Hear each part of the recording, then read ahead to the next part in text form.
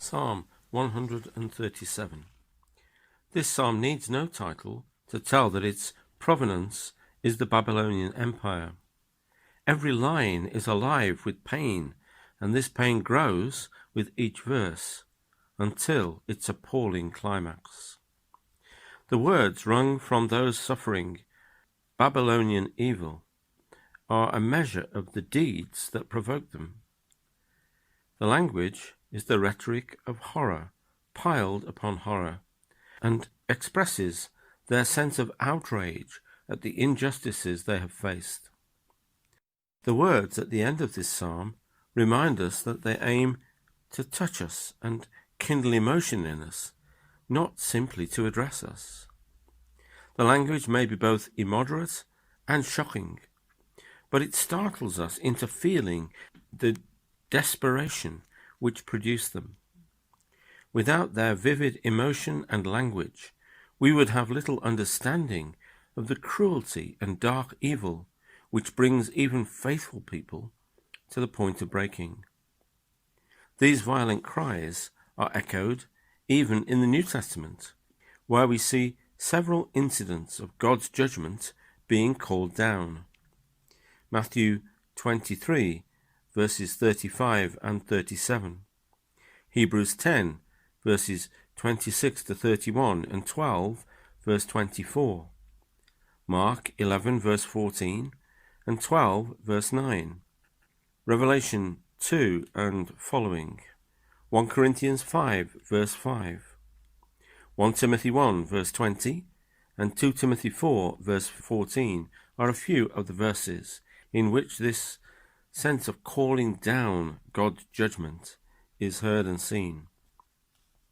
The rhythm of Psalm 137 is similar to that seen in the Songs of Ascents, and the Greek version of the Old Testament uses the title, To David of Jeremiah, i.e., a David-like psalm by Jeremiah.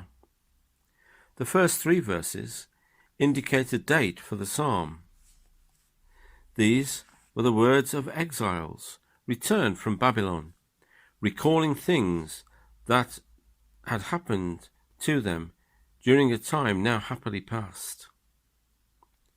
Verses 4 to 6, and perhaps the rest of the psalm, are in quotation marks, so to speak, and reflect the exiles' response during that time to the demands of their tormentors. The structure of Psalm 137 is neither obvious nor generally agreed. However, one possible structuring is this. Verses 1 to 3 are all about pathos. Verses 4 to 6 are about defiance. And verses 7 to 9 represent an impassioned response for vengeance. Let's look at the first part of the psalm, verses 1 to 3, pathos. Verse 1. The scene has the vivid immediacy of first-hand experience. By the rivers, this is the characteristic feature of the country in which they were. The canals which irrigated Babylonian plains make it what an ancient writer called the greatest of cities of river places. This would have seemed strange, perhaps even an alien place to those used to the hills and valleys of Judah. In the exiled and strange land, how hard the exiles must have found it to sing the songs of Zion in this land of captivity. From a human point of view, Babylon wasn't too bad, with its canals and green prosperity, but it was strange to these captives who had been invaded, their land destroyed, and their communities and families ripped apart. Verse 2. The willows of this verse. It is not really necessary to identify the trees that are mentioned in this verse, as it is really only a way of expressing the silence of the religious and festal songs during the exile. The Hebrew actually says the tree is Ereb, not the willow, which isn't found in Babylon, but the poplar, Populus euphraticus. Liars. A similar picture to this verse is painted in a relief from Sennacherib's palace in Nineveh in the neighbouring land of Assyria. In this relief we see 3 prisoners of war playing liars as they are being marched along by an armed soldier. Verse 3. A song. The Hebrew actually says the words of a song. It may be rendered the details of a song, the idea of a detail or sequence, song after song. It's almost certainly a Levite who's being requested to sing. They that wasted us or tormented us, in Hebrew is literally laid us on heaps, they that laid us on heaps. This is a peculiar and difficult Hebrew word. It has been translated tormented or they that made us howl. The idea is that those who had incited the scream of lamentation now asked for mirth. This is the only use of this particular word in the Bible. We can imagine how difficult it must have been to sing the songs of Zion in the land of their captivity. They missed Jerusalem with every fibre of their being. Their hopes and promises were bound up in Jerusalem and in its songs, the Psalms. They would have felt like Abraham did when he was called upon to sacrifice his son Isaac, without whom the covenant would be totally meaningless. We can see a reflection on this in Hebrews 11, verses 17 to 19. The songs of Zion, or the songs of Yahweh, were their liturgical hymns. It evoked for them everything that was at the centre of their identity and their being. It reflects the sport and humiliation that the Philistines sought to inflict on Samson. They wanted to amuse themselves with his degradation. These songs were dedicated to God, who was at the centre of the Israelis' lives, for him and for him alone. They were never meant to be either for frivolity or used as trivia. Moving to the next section, verses 4 to 7, defiance. Verse 4, the phrase strange land is literally in the Hebrew, land of a stranger. The question is how they can sing sacred songs anywhere other than in God's temple in the promised land. Nehemiah 2 verse 3 offers a personal glimpse into the sadness of all who leave Jerusalem and love Jerusalem, especially those in exile. This might have been the prelude to a defeatist answer, repudiating all the hopes of Israel. But actually, verses 5 and 6 reveal a burning loyalty which has heightened to a new pitch of intensity by the exile. Verse 5. In this verse, the psalmist speaks to the beloved city, now distant and ruined. If he forgets the reason for his highest joy, the focus of all God's promised blessings, Jerusalem itself, he asks God to let his right hand, with which he plays the lyre, forget its ability, or in Hebrew its cunning, its skill. If he forgets the joy of playing in Jerusalem, he asks that he may lose the capacity to play music altogether. This idea is about the focus of his music. It is the living God, and only the life of God is in his music when it's centered on Israel's God. His right hand is also the means of him earning a living. May my misemployed hand lose its means of earning its living. May be another way of seeing the ending of this verse. Verse 6. If we begin by the ending of verse 6, in the Hebrew literally it is, if I advance not Jerusalem above the head of my joy. That means, if I don't set Jerusalem as the jewel on the head of my rejoicing and crown all my happiness with it. This is a little phrase from Bishop Wordsworth, the Bishop of Lincoln, in the late 19th century. But it reflects something of the parable of Jesus about the pearl of great price, that at the very centre, that the heart of our being, as Christians in not Jerusalem, but the living God, the presence of God, and it's worth everything that we have. It stands at our very centre. Verse 6 also reminds us of the ability to sing, central to temple musicians.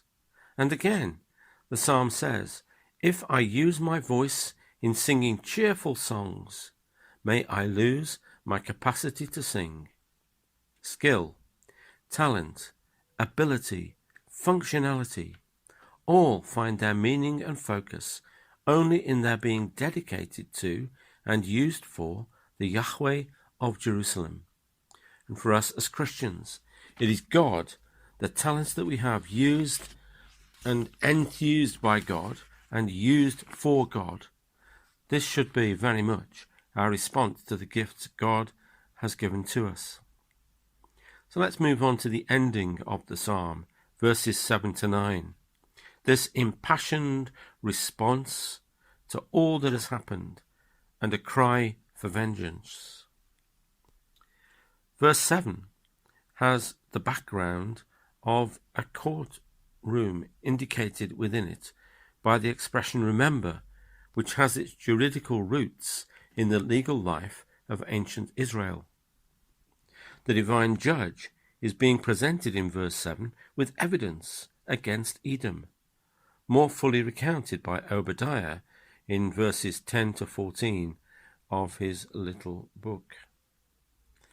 For violence against Israel, Edom would be punished by being cut off forever.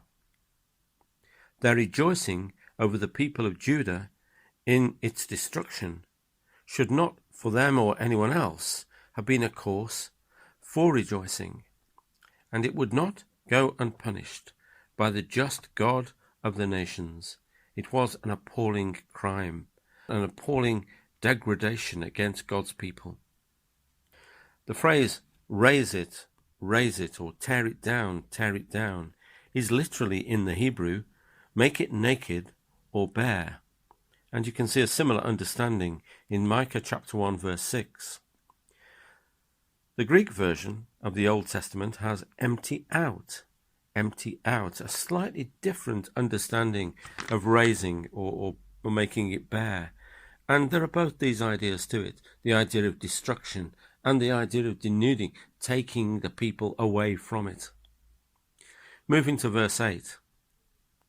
The wording of verse 8 agrees with God's general pledge, "I will repay."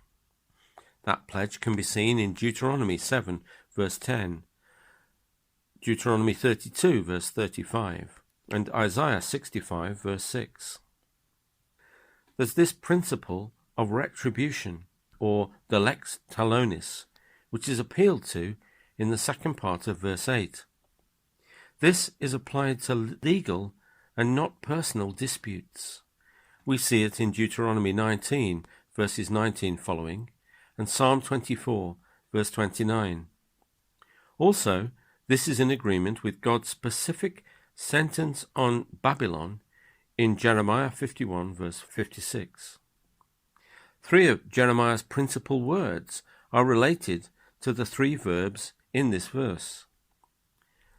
Sud, demonstrator or destroyer; Sim, to require or requite; and Gamal, done or recompense. The Hebrew for Sid is literally wasted, and is the passive form of the word in Jeremiah. This is the sense of a doom which is foreseen but not yet accomplished. This idea of revenge yet to be enacted shows that the Old Testament allows us to see men as they really are, without applying our rules of conduct and expression upon them.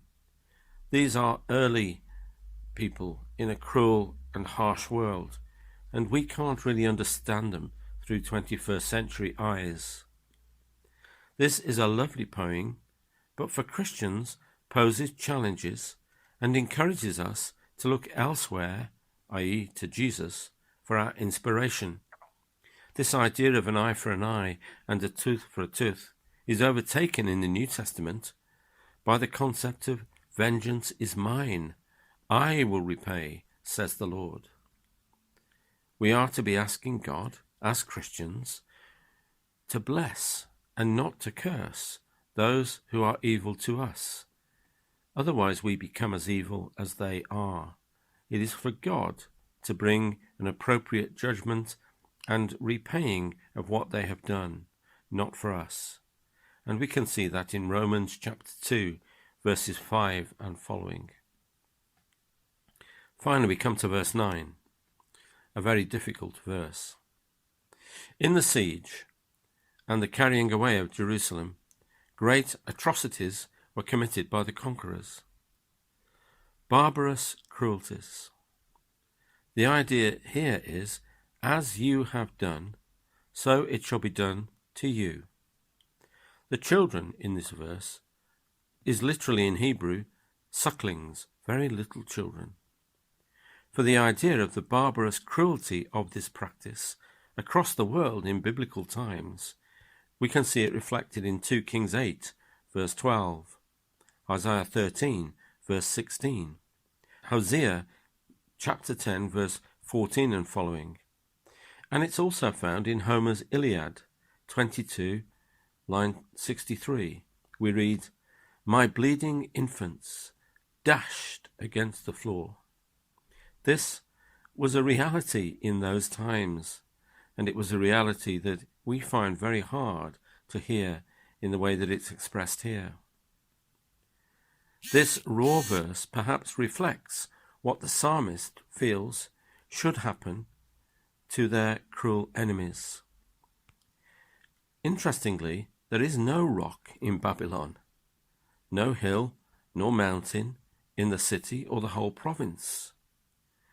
And for many, this idea of Babylon is apocalyptic, a future Babylon, which has cruelty at its very heart, perhaps even representing the very concept of evil itself. It may once more reflect the psalmist's belief in a final reckoning for evil in all of its guises. We have seen this in Psalm 58 and other psalms. The disconcerting word happy anticipates Revelation 18, verse 20, when the whole anti-God world system, symbolized by the ancient city of Babylon, finally falls. The judgment of evil and its final destruction and elimination is certain. Let's end now. It is but a small step from the psalmist's call for a judgment on the evil cruelty expressed in verse 8 to the words of C.S. Lewis in his book Reflections on the Psalms. I know things in the inner life which are like babies, the infantile beginnings of small indulgences, small resentments, which may one day become dipsomania or settled hatred. Knock the little bastard's brain out, and blessed be he who can, for it is easier said than done. This psalm makes an impassioned plea against all forms of human wickedness, underlining the cost, both to men and to God, of laying to rest its enmity, cruelty, and bitterness.